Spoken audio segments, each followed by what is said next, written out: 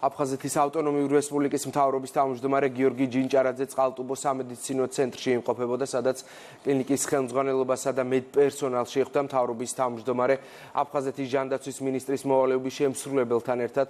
პოლიკლინიკაში არსებულ მდგომარეობას გაიცნო და სამედიცინო დაწესებულების თანამედროვე სტანდარტებთან დაახლოების საჭიროებაზე ისაუბრა, რაც დევნილი ბენეფიციარების მომსახურების ხარისხის გაუმჯობესებასა და სათანადო პირობების შექმნას უზრუნველყოფს.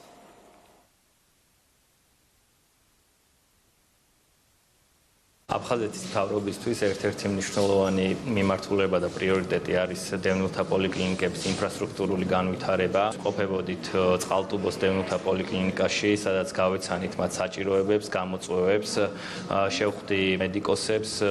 ჩვენთვის ძალიან მნიშვნელოვანია მათი ღვაწლი. მთავრობა სამომავლოდ აქტიურად დაუჭერს მათ მხარს და ეცდება, რომ შეუქმნათ ისეთი პირობები, რომ მოუწიოთ ღირსეულ გარემოში საქმიანობის გაგრძელება.